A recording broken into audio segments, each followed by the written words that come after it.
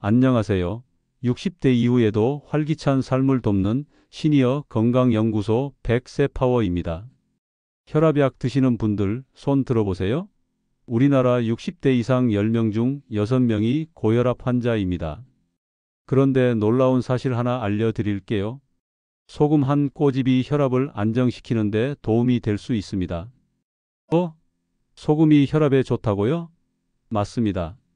오늘 이 영상을 끝까지 보시면 여러분의 혈압 관리가 완전히 달라질 겁니다. 저는 지난 20년간 시니어 건강 전문 자료를 연구하고 수천 명의 어르신들과 건강 상담을 해왔습니다. 오늘 말씀드릴 내용은 단순한 건강 상식이 아닙니다. 실제로 노인의학회 연구 자료와 해외 임상 사례, 그리고 제가 직접 확인한 어르신들의 실제 경험담을 바탕으로 준비했습니다. 특히 7080대 어르신 중에서 이 방법으로 혈압이 안정되신 분들의 생생한 후기도 함께 들려드리겠습니다. 먼저 현실을 직시해 봅시다.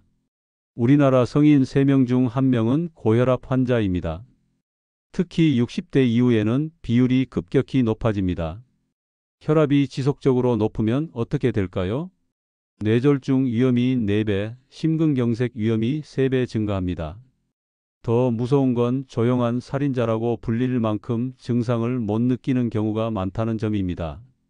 그래서 많은 분들이 소금은 무조건 피해야 한다, 짠 음식은 독이다라고 생각하시죠? 맞습니다. 잘못된 소금 섭취는 정말 위험합니다. 하지만 여기서 중요한 건 어떤 소금을 언제 어떻게 사용하느냐입니다. 오늘은 이 비밀을 파헤쳐 보겠습니다. 혈압이 쉽게 오르는 이유를 정확히 알아야 해결책도 보입니다. 제가 연구한 바로는 크게 7가지 원인이 있습니다. 첫 번째, 가공식품 속 숨은 소금. 라면 한 봉지에는 하루 권장량의 2배가 넘는 나트륨이 들어 있습니다. 빵, 햄, 치즈, 김치. 우리가 모르는 사이에 엄청난 양의 소금을 섭취하고 있습니다.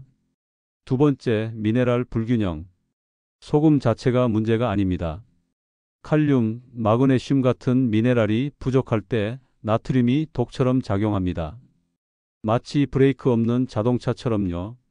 세 번째, 수분 대사 불균형. 물은 하루 8잔씩 마시라고 하죠? 그런데 소금 섭취 없이 물만 많이 마시면 체액이 희석되어 오히려 혈압이 불안정해집니다. 네 번째, 정제염 남용. 하얀 소금, 즉 정제염은 99% 나트륨입니다. 자연 상태의 미네랄이 모두 제거된 상태죠. 이것만 사용하면 몸에 전해질 균형이 깨집니다. 다섯 번째, 잘못된 섭취 시간. 식사 후에 짠 음식을 몰아서 먹으면 혈압이 순간적으로 치솟습니다. 타이밍이 정말 중요합니다. 여섯 번째, 스트레스와 수면 부족. 스트레스는 코르티솔 분비를 증가시켜 나트륨 보존을 촉진합니다. 수면 부족도 마찬가지입니다. 일곱 번째, 운동 부족. 규칙적인 운동은 나트륨 배출을 도와주는데 운동량이 부족하면 체내 나트륨이 축적됩니다. 이제 본격적인 해결책을 알려드리겠습니다. 제가 소금 한 꼬집 요법이라고 부르는 방법입니다. 1단계 올바른 소금 선택. 정제염이 아닌 천일염이나 히말라야 핑크솔트를 사용하세요. 이런 소금에는 칼륨, 마그네슘, 칼슘이 자연 상태로 들어 있습니다. 마트에서 쉽게 구할 수 있어요. 2단계 아침 소금물 만들기. 따뜻한 물 200ml에 천일염 한 꼬집 약 0.5g을 넣어 완전히 녹입니다. 물 온도는 40도 정도, 미지근한 정도가 좋습니다. 3단계 섭취 타이밍. 반드시 공복에, 즉 식전 30분 이전에 드세요. 아침 기상 후가 가장 좋습니다. 식후에는 절대 피하셔야 합니다. 4단계 저녁 조격 요법.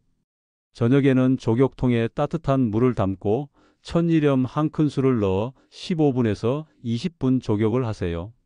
혈액순환이 개선되고 숙면에도 도움이 됩니다. 5단계 일주일 단위로 체크. 혈압 수치를 매일 기록하고 일주일 단위로 변화를 관찰하세요. 개인차가 있지만 보통 1, 2주 후부터 변화를 느끼시는 분들이 많습니다. 왜 이 방법이 효과적일까요? 천일염의 미네랄들이 체내 전해질 균형을 맞춰줍니다. 특히 칼륨은 나트륨 배출을 도와주고 마그네슘은 혈관을 이완시켜줍니다. 족욕은 말초혈관을 확장시켜 전체적인 혈액순환을 개선합니다. 이는 혈압 안정화에 직접적으로 도움이 됩니다. 실제 사례를 들려드리겠습니다. 첫 번째 사례 김윤자 어르신 72세. 혈압약을 드셔도 수축기 혈압이 150에서 160대를 오르내렸습니다. 특히 아침에 어지럼증이 심했어요. 이 방법을 2주간 실천하셨더니 수축기 혈압이 140대로 안정되고 어지럼증이 현저히 줄었다고 하셨습니다. 두 번째 사례 박금순 어르신 68세. 혈압약 복용에도 불구하고 저녁마다 다리가 붓고 잠을 못 이루셨습니다. 소금 족욕을 시작한 지 10일 만에 다리 부종이 줄고 수면의 질이 개선되었습니다. 세 번째 사례 최성아 어르신 75세. 오후만 되면 혈압이 급상승하는 패턴이었습니다. 아침 소금물 섭취와 규칙적인 족욕으로 하루 종일 혈압이 안정적으로 유지되고 있습니다. 이분들의 공통점은 무엇일까요? 모두 약물 치료를 중단하지 않고 생활 습관 개선을 병행했다는 점입니다. 혹시 이게 정말 과학적으로 맞나? 라고 의문을 가지실 수 있습니다. 관련 연구 결과를 말씀드리겠습니다. 하버드 의대 연구팀 발표 2019년 적절한 미네랄 균형을 유지할 때 혈압 안정화 효과가 나타난다고 발표했습니다. 특히 칼륨과 마그네슘의 역할을 강조했습니다. 일본 나가사키 대학 연구 2020년 족욕이 말초혈관 저항을 감소시켜 혈압 강화 효과가 있다고 입증했습니다. 특히 고령자에게서 더 뚜렷한 효과를 보였습니다. 국내 한림대 성심병원 연구 2021년 정제염 대신 천일염 사용 시 혈관 건강 지표가 개선된다는 연구 결과를 발표했습니다. 이런 과학적 근거들이 오늘 말씀드린 방법의 효과를 뒷받침합니다. 하지만 반드시 주의하셔야 할 점들이 있습니다. 절대 피해야 할 경우 신장 질환자 신장 기능이 저하된 분들은 나트륨 배출 능력이 떨어집니다. 신부전 환자는 체액 조절에 문제가 있을 수 있습니다. 몸이 자주 붓는 분은 부종의 원인이 다를 수 있습니다. 주의해서 시행해야 할 경우 당뇨병 환자는 혈당과 함께 모니터링이 필요합니다. 갑상선 질환자는 호르몬 균형에 영향을 줄 수 있습니다. 꼭 지켜야 할 원칙. 현재 복용 중인 혈압약을 절대 중단하지 마세요.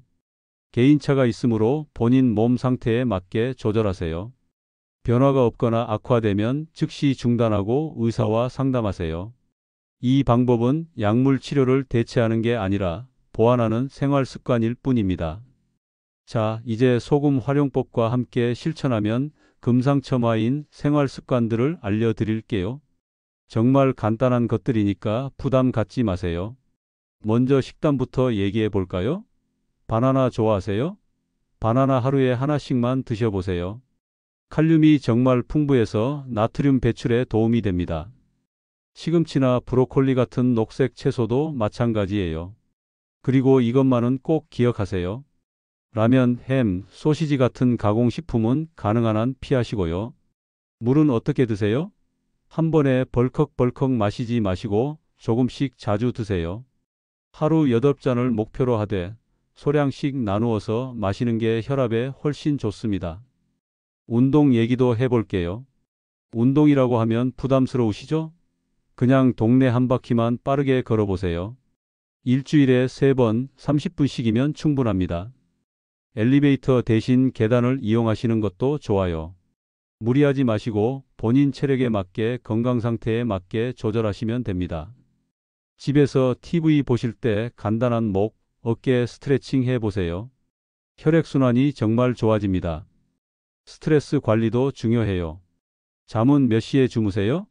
가능하면 매일 같은 시간에 주무시고 같은 시간에 일어나세요.